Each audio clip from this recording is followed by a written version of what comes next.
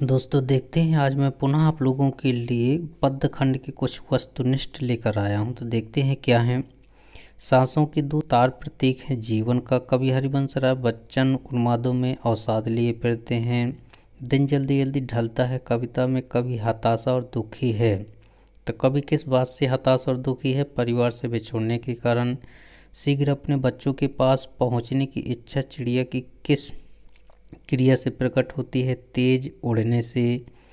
दिए गए शब्दों के जोड़ों में विरोधाभास मूलक जोड़ा नहीं है, मतलब ऐसा दो जोड़ा देखना है जिसमें विरोधाभास नहीं है। तो रोदन में राग, उन्माद में अवसाद, शीतलवाणी में आग, ये सब विरोधाभास है। लेकिन रति में रंग जो है ये विरोधाभास का प्रतीक नहीं है। तो डी नंबर का सही है। अब देखते हैं जो अगले प्रश्न हैं उन पर। पाठ्य पुस्तक में संकलित गीत दिन जल्दी जल्दी ढलता है उद्धत है। तो ये निशा निमंत्रण से लिया गया है।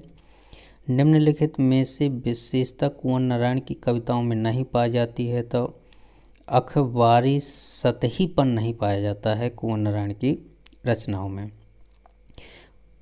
कवि कुंवर नारायण से शरारती बच्ची के समान खेल रही है। तो बात खेल रही है शरारती बच्चे के समान।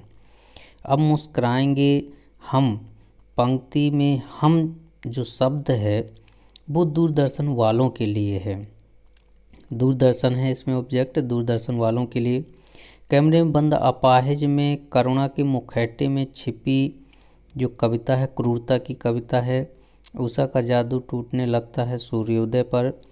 संपूर्ण समाज को गरीबी ने घेर रखा है। तो रावण रूप में कह दें घेर रखा है। लक्ष्मण मूर्छा और राम विलाप में भाषा का प्रयोग है, अवधी भाषा का है। तवाजुन कायम है फितरत का तजाबुन कायम है। इसके बाद फिराक गोरखपुरी चमक की बात कर रहे हैं तो शेरों की चमक की बात कर रहे हैं। मैं अपने प्यारे जो माँ हैं अपनी प्यारी बेटी को लिए हुई खड़ी है तो घर के आंगन में खड़ी हुई थी। बगुलों के पंख कविता में आकाश में छाया छाई है। किसकी छाई है? तो काले बादलों की छाया छाई हुई है, काले बादल छाए हुए हैं। तो ये सारे ऑब्जेक्ट देखें दोस्तों बहुत ही मोस्ट हैं और ये आपको करना है, ये ध्यान दें। तो सारे प्रश्न जो हैं वो करना है। यदि आपने चैप्टर अच्छी तरह से पढ़े हैं तो ये सारे वस्तुनिष्ठ प्रश्न आपसे बन जाएंगे। लेकिन एक बार दोस्तों इन प्रश्नों को ज़रूर देखें क्योंकि ये प्रश्न परीक्षा में पूछे जाएंगे, ये बात पक्की है। यहाँ से अब आपको बाहर ऑब्जेक्ट नहीं जाएंगे और ना बाहर आपको ढूंढने की ज़रूरत है। आगे प्रश्न देखते हैं। ये सत्य में है। दिन जल्दी जल्दी ढलता है कविता में दिन का पंथी सुर को माना गया है, ये बात सत्य है। थका हुआ पंथी रात की आकांक्षा से भयभीत रहता है, ये भी बात सत्य है। सीधी सी बात छंदों के चक्कर में फंस गई थी, ये गलत है। कमरे में बंद अपाहिज कविता में दूरदर्शन पर व्यंग किया गया है, नहीं, दूरदर्शन पर व्यंग किया गया है तो ये बात सत्य है क्योंकि दूरदर्शन पर ही एक गरीब व्यक्ति के व्यंग को प्रस्तुत किया गया है। उषा कविता में कवि सूर्यकांत त्रिपाठी निराला हैं, ये गलत है।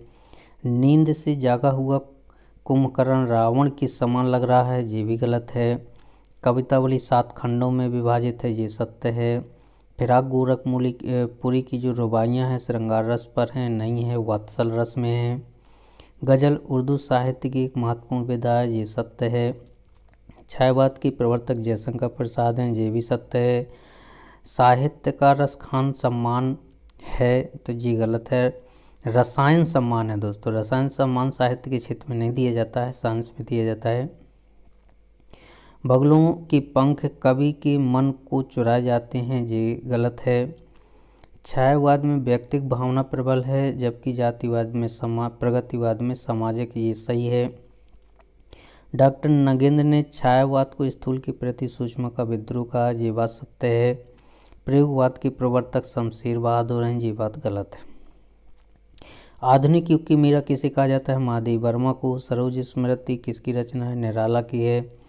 प्रकृति का मानवीकरण किस युग में किया गया था? तो छायावाद में। खड़ी बोली का परिनिष्ठित रूप मिलता है द्विवेदी युग में। खड़ी बोली का पहला महाकाव्य है तो प्रिय प्रवास है। समान से समान विषयों पर कविता लेखन का काम किया गया था। सामान्य से सामान प्रयोगवाद में किया गया था। और सांसों के दो तार किसके प्रतीक हैं? तो जीवन के। जी अभी एक बार लिख चुके हैं अपन। सब घर एक कर देने का आशय है। एकता का मतलब भेदभाव समाप्त हो जाना और एकता का भाव स्थापित हो जाना। कैमरे में बंद अपाहिज कविता दूरदर्शन किस मनोवृत्ति को दर्शाती है? मनोवृत्ति बताना है, किस मनोवृत्ति को दर्शाती है? तो संवेदनहीन मनोवृत्ति है जो बताई गई है। और कवितावली के उत्तरकांड में कौन सा छंद है? तो कवितावली पूरी की पूरी कवित्त छंद में लिखी गई है। तो ये प्रश्न आपको करना है, एक बार जरूर पढ़ना है इन सारे प्रश्नों को। अब देखते हैं अगले प्रश्न। अब जो प्रश्न है आपके सामने देखते हैं जी। अपाहिज से दूरदर्शन कार्यक्रम संचालक किस प्रकार के प्रश्न पूछता है? तो बेहुदे अर्थहीन प्रश्न पूछता है जो संचालक होता है। उषा कविता में प्रातःकालीन गीला आकाश किसके समान दिखाई देता है? तो गीले शंख के समान दिखाई देता है। कवि उमाशंकर जोशी ने अपने खेत में कौन सा बीज बोया था? तो शब्द रूपी बीज बोया था, क्योंकि शब्दों को उसमें वहाँ बोया गया था। रुबाइयाँ कविता में किसके लच्छे चमक रहे हैं? तो राखी के लच्छे चमक रहे हैं। इसके बाद देखिए रिक्त स्थान है। कवि हरिवंश राय बच्चन को संसार नहीं भाता है, अपूर्ण संसार नहीं अच्छा लगता है। कैमरा एक साथ दर्शक और अपाहिज को रोते हुए दिखाता है। संसार में पुनः सहोदर नहीं मिलता तो भाई नहीं मिलता है। प्रगतिवादी कवि शोषितों के प्रति सहानुभूति और शोषकों के प्रति विद्रोह या आक्रोश का भाव व्यक्त करते हैं। हिंदी का पहला जो महाकाव्य है वो पृथ्वीराज रासो है, आदिकाल में लिखा गया था। कविता का खिलना भला फूल क्या जाने फूल नहीं जान सकता। जोर जबरदस्ती से बात की चूड़ी मर गई थी। प्रयोगवाद का प्रारंभ कब हुआ था? तो देखो ऑब्जेक्ट में ये गलत छपा हुआ है, 1943 में हुआ था, क्योंकि 1943 में प्रथम तार सप्तक प्रकाशित हुआ था। शास्त्रीय भाषा की सर्जन क्षमता होने के बावजूद भी गोस्वामी तुलसीदास ने ब्रज और अवधी भाषा को साहित्य रचना के माध्यम के रूप में चुना था। क्यों? तुलसीदास जी की ब्रज और अवधी दोनों प्रकार की भाषाएं थीं। तुलसी के अनुसार संसार के अच्छे बुरे समस्त लीला प्रपंचों का आधार है पेट की आग। पेट की आग ही सब कुछ कराती है। लक्ष्मण को निहारते हुए श्री राम सामान्य व्यक्ति किस तरह विलाप करते हैं? आंगन में मचलते बच्चे का मन चांद पर ललचाया था। रात में पसरा सन्नाटा अपनी वेदना व्यक्त कर रहा है। फिराक की गज़लों पर मुग्ध होकर लोग कहते हैं तुमने इतनी अच्छी शायरी कहाँ से सीख ली है।